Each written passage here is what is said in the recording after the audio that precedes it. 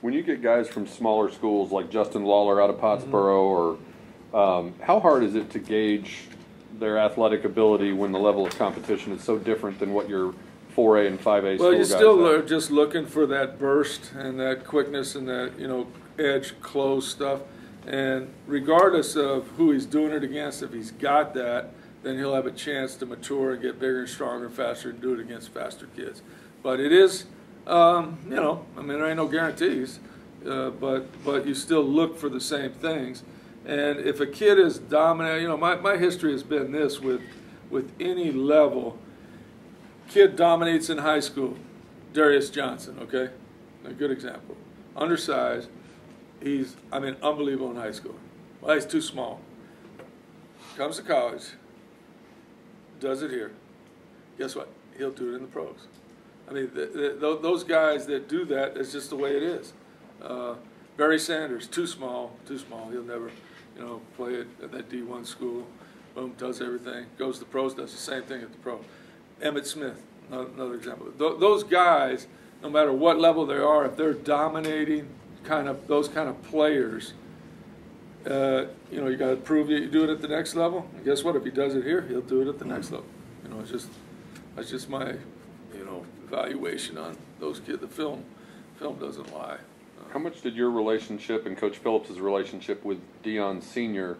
impact your decision to recruit him, and how does he handle the burden of being named after one of the best defensive players who's ever lived? Well, we recruited Deion last year, and we offered him a scholarship, and then we were pressing, we needed to know an answer, and I think Houston had offered him, a couple other schools had offered him, and he kind of wanted to wait, thought he was going to get, maybe one of the big ones. And so we said, okay, well, we got to go to the next one, so we passed. Well, he waited too long and ended up that the same thing happened at Houston, same thing happened at a couple of other schools, so he went to a prep school.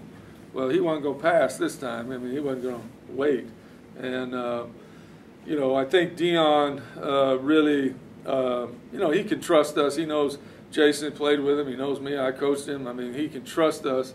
And I think Deion Jr. Felt very comfortable, and so did his mother here with us. And it's a hard shoes to fill, but I think him playing receiver for us will help him. He's a good kid, and I think he's always got to walk in that light, but now he has a chance to make his own way, which will be fun to watch him try to do that. You get back Ty Law and Brian Kramer, who signed last year. How much are you allowed to interact with them during their semester away from school, and what do you expect out of those guys in the spring? Well, we didn't really talk to Brian Kramer, much when he called in. We did, but we didn't do a lot. Ty Law moved from Florida to stayed here with an auntie, so occasionally he would come to practice and watch practice. So I saw him a little bit, but as far as interaction, this really just now, since they started lifting weights and running. Is there any interaction, really? But I think Ty Law could play either way, too, offense or defense. And again, we're having a meeting tomorrow with the players, and a couple of those key guys that have the ability to, I'm going to tell them what I'd like them to do, but they have the right to do what they want to do. I always let them start that way first. And to be quite honest, I don't know what he'll say. I kind of like him to come play offense, but he may say he wants to play corner, so I'll let him play it. But you're going to run out of room. And Travis Fisher were two of your earliest commitments. They were signed or committed before the season. What did you see in them so early? Well, on their junior film, Carlos, I've had a connection with that high school from my Hawaii days, and every player that I've taken from there, the coach trusts me and he was right on every kid he sent me. So when he said these two kids, we went and got junior tape, and we looked, and Carlos is a human missile. He just, goes. And it didn't take long to say, we'll take that guy. And then he said, I got an offensive lineman you need to look at, but nobody's really paying much attention because he's a little bit undersized right now. So we watched him. He really moves his feet and has balance and can get down the field and block little guys, which a lot of big guys can't do. And so I knew he'd get bigger, when he got here. Well, at the end there, Oregon and a bunch of schools were coming in there trying to, get him to, go with their deal. And So I'm kind of pleased that you know, when you look at the tape, you'll see he's very athletic and got good balance, and I think he'll be a really good player for us. Big physical receiver you'll have on the outside is your Bryce Taylor. Broke some of Des Bryant's records at Lufkin. Can you talk about him? He was a little under-recruited, but can you talk about him and what do you think? Yeah, he's kind of a prototype guy. Jason and I were talking about it. He's a little bit bigger, but he makes plays all the time. I mean, he works real hard. He actually played both sides of the ball too.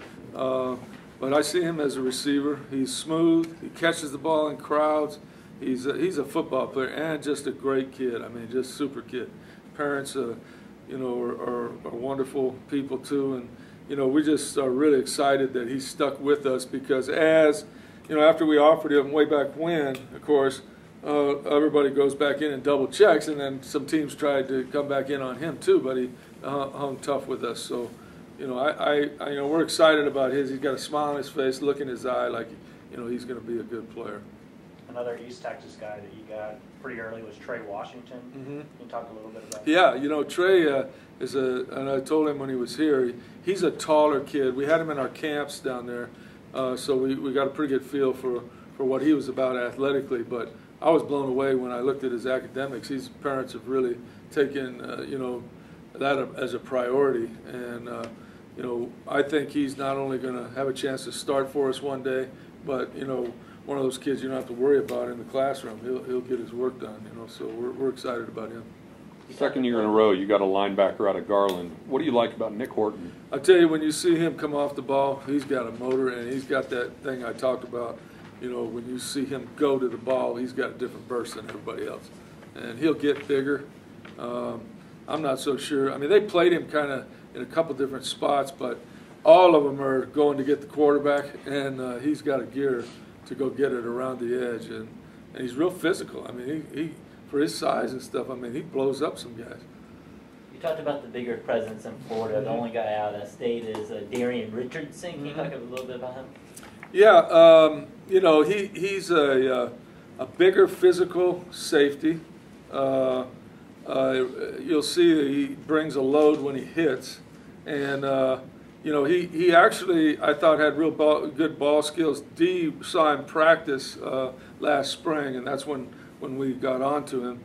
And you know, he's a, you know, bigger, more physical looking kind of Big East safety, you know, type kid, and he brings a load when he hits. And you know, we like his, you know, sometimes you can just tell on film, guys know angles and know where they got to be in certain coverages, and you can tell he's a mature football player.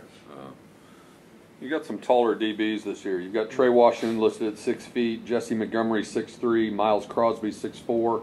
Do you look at any of these guys and envision them growing into linebackers? The only one in that group that I think would possibly be was the last one you mentioned, Crosby. But he is a model, and he won't want to mess up his face, so we probably won't do that. But he's a good player, and he's got a downhill angle to it. You know, but that kid is really confident. You know, obviously because of what the success he's had at the industry he was in. I mean, when I had him on the visit, I mean, I couldn't believe the confidence this kid has and how sure of himself he is. And you know, he made the decision he wants to play football. I'll bet you he will turn it up a notch. And he's like I said, like the kid from Florida, more of a NFL-looking safety, you know, because of the size. That story about his modeling has been going all over the internet lately. Is he getting tired of hearing about that already? I'm sure he is. You know, that's what happens with the social media the way it is. But I figure we can just milk it for all we want. The sororities will be there. You know, we'll get more bigger crowd from the school. We'll get the whole deal.